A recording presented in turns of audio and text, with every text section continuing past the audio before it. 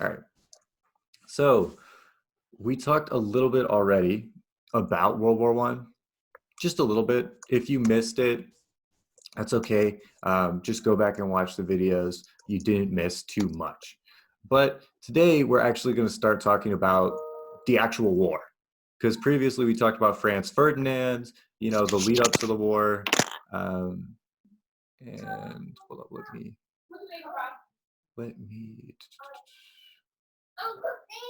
let me do this real quick. Oh, because Amari's here. Uh-huh. Cool. Um, and if I cut out, make sure to tell me in the chat because I know that's been a running joke for the past week. But let me go back to where I was. All right. So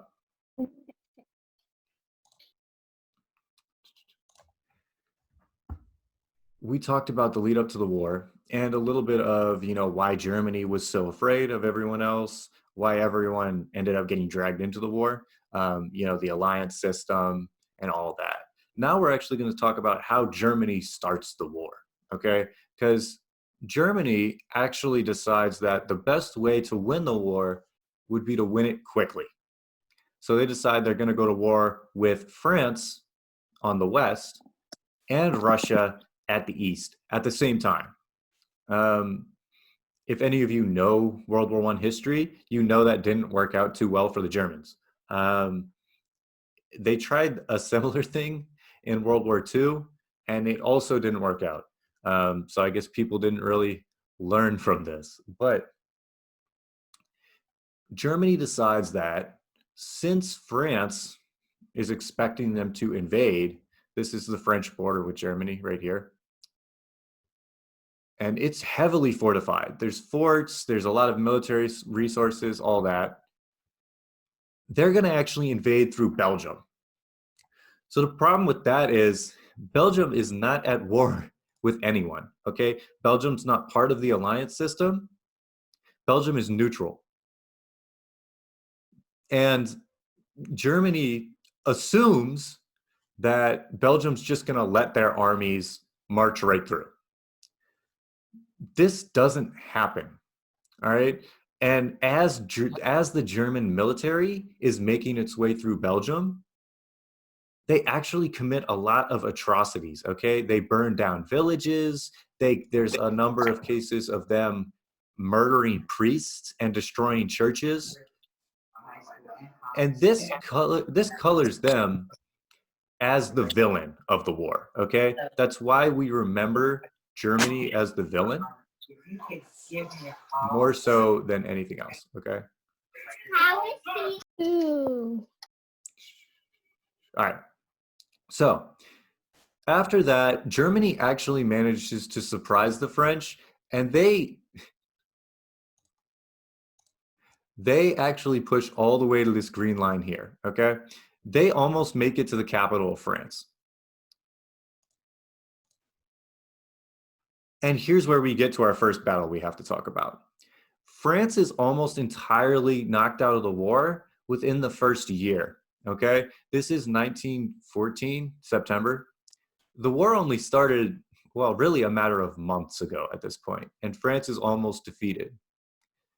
Then we get to the first Battle of Marne, okay? A lot of these battles are named after the rivers. So here's the Marne right here. And we're actually also going to talk about the Somme, which is right here, okay? The first Battle of Marne actually occurs right here on the outskirts of Paris. And the reason it's important, I'll just bring this up, is because it's where the Allies managed to push back the Germans, all right?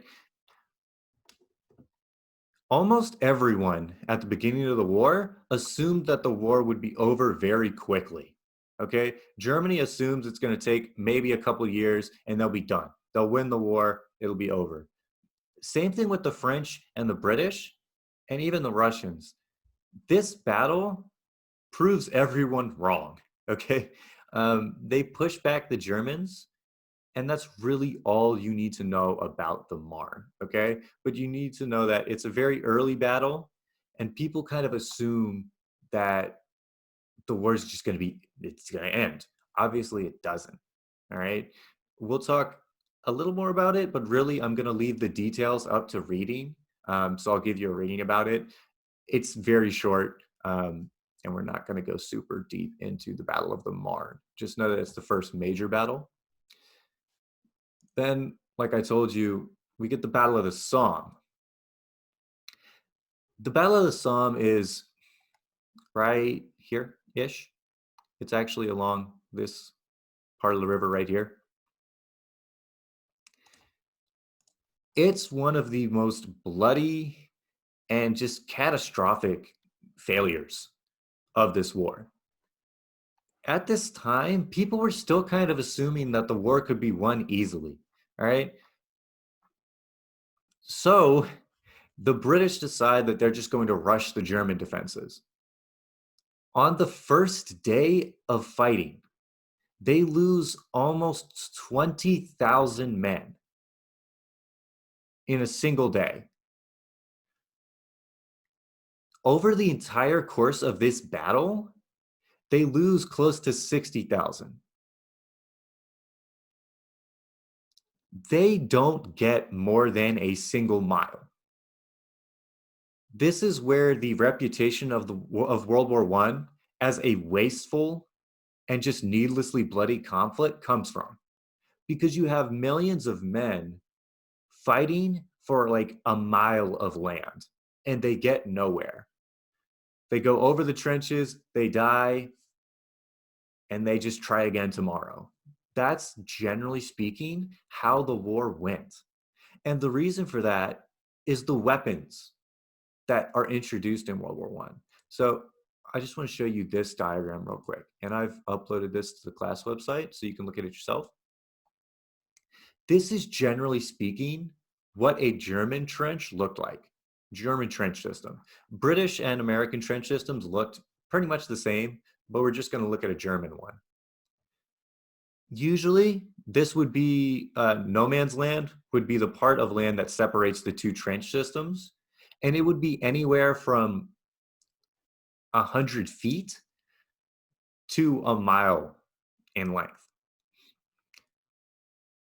This was essentially impossible to cross, right? It was large, it was empty, there was no cover. It had a lot of barbed wire along it. And on the other side, there would be Germans, or if you were German, British or American troops just ready to shoot you, who were always watching, just ready to unleash machine gun fire and artillery barrages. The military doctrine at the time was to literally just get out of the trench and run as fast as you could across that length of land. That doesn't work very well, okay? There are a number of reasons why that doesn't work very well, but that's just part of the major misconception during the war. All of the generals at the time had never seen anything like this. Warfare wasn't like this before World War I. Artillery pieces are pretty new at the time. So are machine guns, right? The machine gun was invented around now. All of these weapons have one thing in common. They're really good at defending positions, but you can't really move them very fast. So war essentially becomes a stalemate. Everyone sets up these really well-defended positions and they just wait to be attacked. Millions of men lose their lives trying to cross no man's land. And very rarely do they actually make it across. And even when they do, they usually don't have enough men to take over these trenches, because the people in the trenches have been sitting there the whole time, not getting attacked at all, right? This is brutal, right? But this is also why World War I gets its reputation for being bloody and pointless, right? You're asking men to get out of their trenches and run. Like, I mean, you guys hate Jim right now, but these are kids maybe 4 or 5 years older than you who have been handed a gun and been asked to run 1,000 feet into machine gun fire, right? It's brutal and it's nonsensical. It doesn't make any sense. Why would a general think for even half a second that this would be a worthwhile use of human life, right? It's not.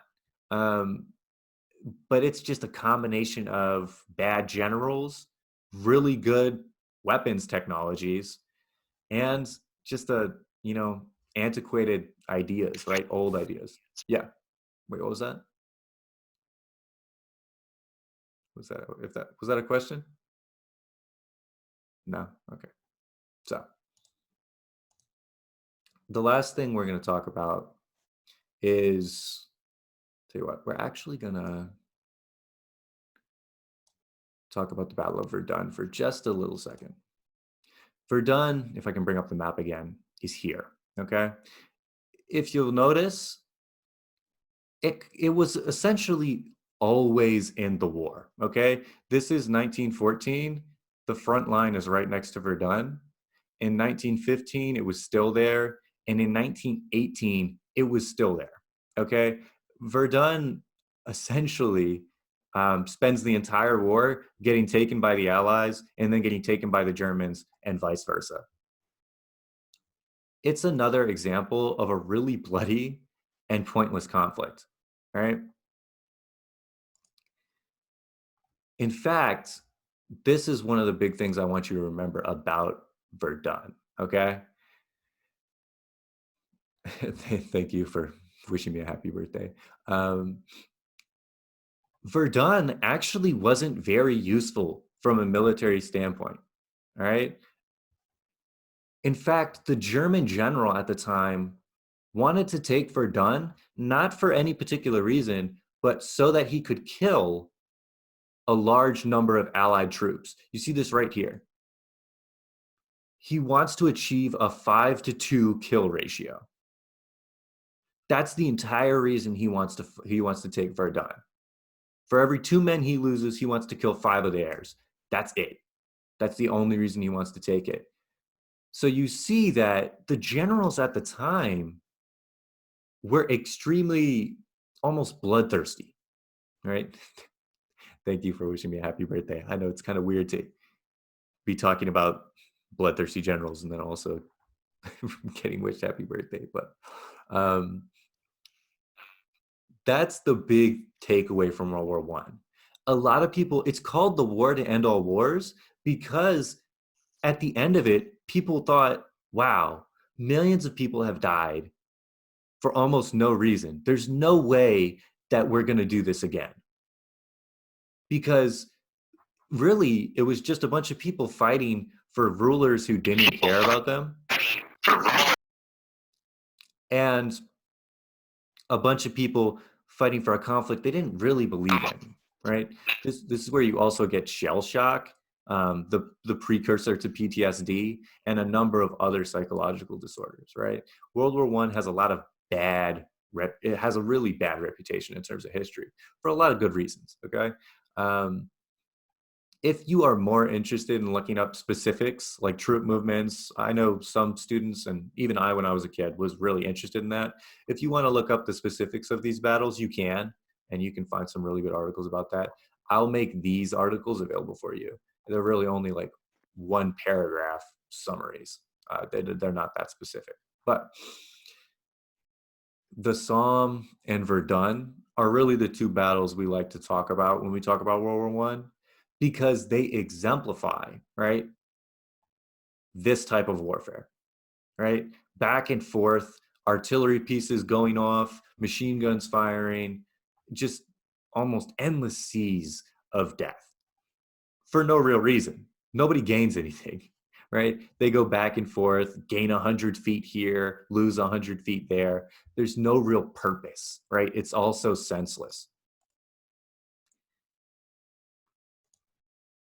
And you'll notice this is called World War One, right? It's a world war. But almost the entirety of the fighting happens in this small part. All right. This is a couple 100 miles long. Actually, I think I might have done that math wrong. Don't quote me on that. I'd have to I'd have to look that up again. But this line right here, that's where all the fighting happens. And they don't move that far. This is 4 years of war. Like, they really don't get that far. Um, of course, nowadays I think there's like video games that um, actually tell these stories. But the biggest battles would be Amiens right here, Ypres right here, um, and then, like I said, the Marne and the Somme, as well as Verdun. All right. In terms of technology, and this will be the last thing I'll talk to you guys about, this will help you with your project. So really listen in on this one because I'm essentially giving you the answers for your project. I talked a little bit about all this technology that comes out in terms of military advancement at the time is defensive in nature. What I mean by that is there's no real like movement technology. Like in World War II, for example, one of the biggest reasons that warfare is more fast paced and they cover more land is because you get the invention of really more modern tanks, right? And half tracks and trucks. And those are able to move troops a lot faster than horseback. And that allows you to bypass a trench system, right? But at the time, none of that existed. You do get tanks, and I'm not really going to talk about them very much, but they're very slow, they're unreliable, and they really don't see combat that much. I know movies and all that, you'll see those tanks a lot. There were like less than a couple hundred in reality. Um, so first off, you get a more modern rifle. Nowadays, we have rifles with like 30 bullets, 50 bullets, whatever. This is a huge advancement at the time.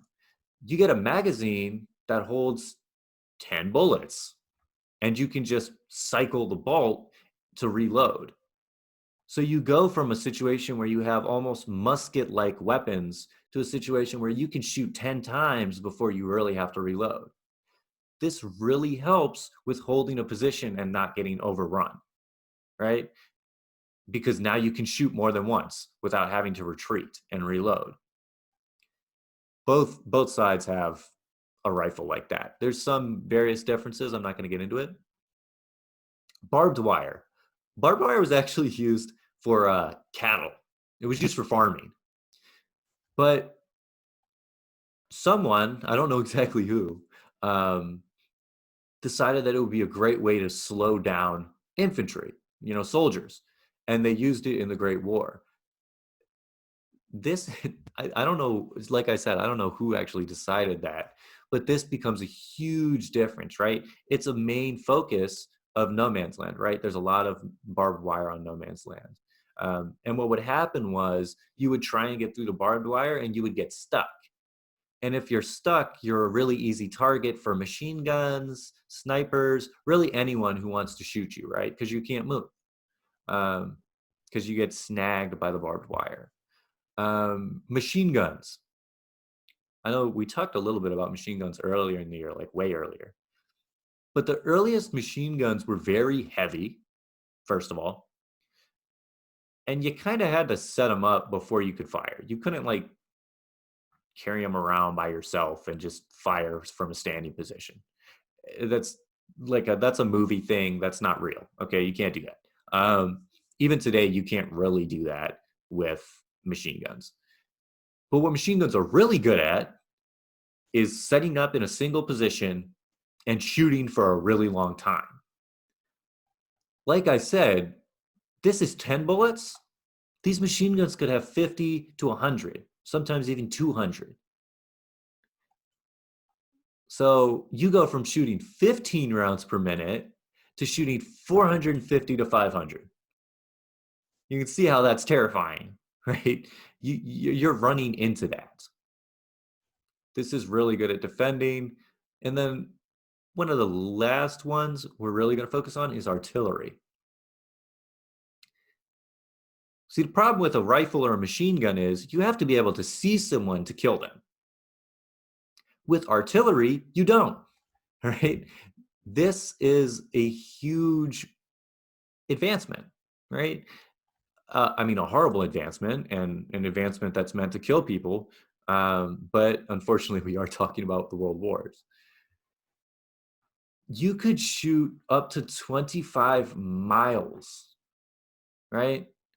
Sometimes, I mean, there are some recorded guns that could actually fire further than that. Usually it's like 25, sometimes maximum like 75 miles. Okay. That's a huge distance. You can't see 75 miles away. Okay. I don't care how good your vision is. Um, but now you could kill or destroy or whatever something that far away. This is also really good at defending because while those guys are running across no man's land, the artillery pieces would shoot into no man's land. All right. Poison gas, we're not going to talk about too much, but this is really when chemical weapons start to become a thing.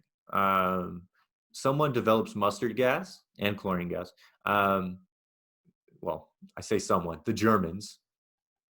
That's okay, Shemaya. It's recorded, so if you have to leave, that's all right. And they actually use it against the troops.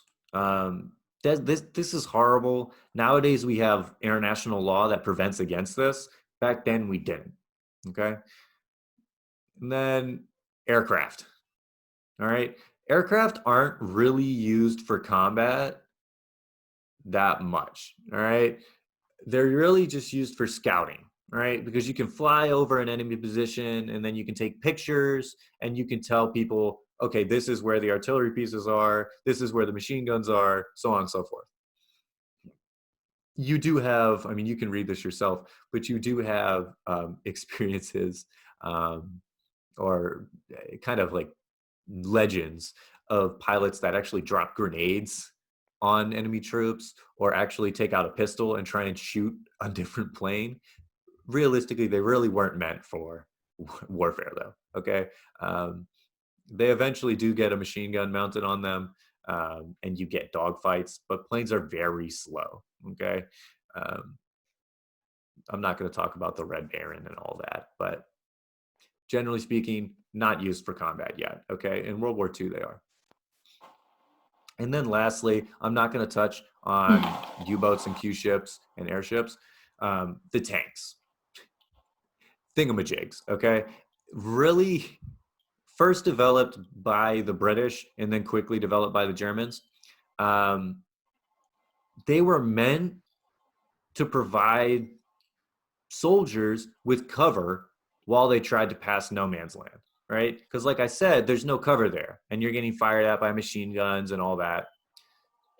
The whole point of a tank was you can't hurt it with a machine gun, right? So you can push through no man's land and theoretically break the enemy lines and take over the trenches, without losing hundreds of thousands of men, which is how they'd been doing it beforehand. Um, like I said, they don't really work that great. They're really slow.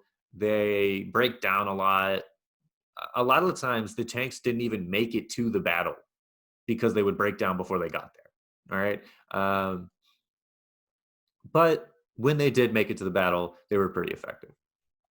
Um, U-boats. Oh, I guess I do have to talk about U-boats. U-boats. All right. Submarines. Germany uses these almost exclusively to torpedo and sink merchant ships because they wanted to starve Britain, right? Because Britain's an island. The only way they can get food and iron and all this good stuff that they need to fight a war is by sea. Eventually, they make a mistake, a number of mistakes, and they end up torpedoing a number of American vessels. They kill a number of American people, citizens, and this is what actually drags the United States into the war. All right, Germany ends up torpedoing the Lusitania, which is actually a cruise ship, unarmed cruise ship, by the way. which has a lot of Americans on it, and that's usually pointed to as the reason that the United States joins the war, okay? Because they're fed up with the Germans sinking any ship that crosses the Atlantic. This is probably one of the biggest mistakes of Germany. Um, I don't have a lot of time to talk about the Atlantic theater, but know that the Germans have submarines, nobody else does, okay? So they pretty much rule the seas um, for a while. Unfortunately, if you check here, right, because they've killed some US citizens with the submarines, they actually end up making a big enemy in the United States. Okay. And that really contributes to them losing the war. Uh, this is kind of similar to the Japanese attacking Pearl Harbor. Okay. Really drags the United States into a war that they really didn't want to join from the get go. And then you don't really need to know about Q ships. Q ships are just, it's what the British tried to use to counter U boats. Um, they only worked for a little bit. So we're not really going to talk about them. All right. I will make all of this stuff available for you guys. The pictures, this map is pretty important. Um, this will help you visualize how the trenches actually worked. And then I'll make these well, 4 links available to you. In fact, I think I already have. So that's the gist of World War I combat and why it's remembered the way it is. All right. A lot of things combined together, a lot of factors combined together to make the war really bloody and really, pointless, at least from the public's perspective, right? All they see is a lot of people dying for like a couple hundred meters of land, all right? Um, realistically, there was a lot of needless death in World War One, and that's the reason that most people thought World War II wouldn't happen. Obviously, that didn't work out. And maybe if we go pretty quick, we can even get to the beginning of World War II before the school year ends. But that is it for today.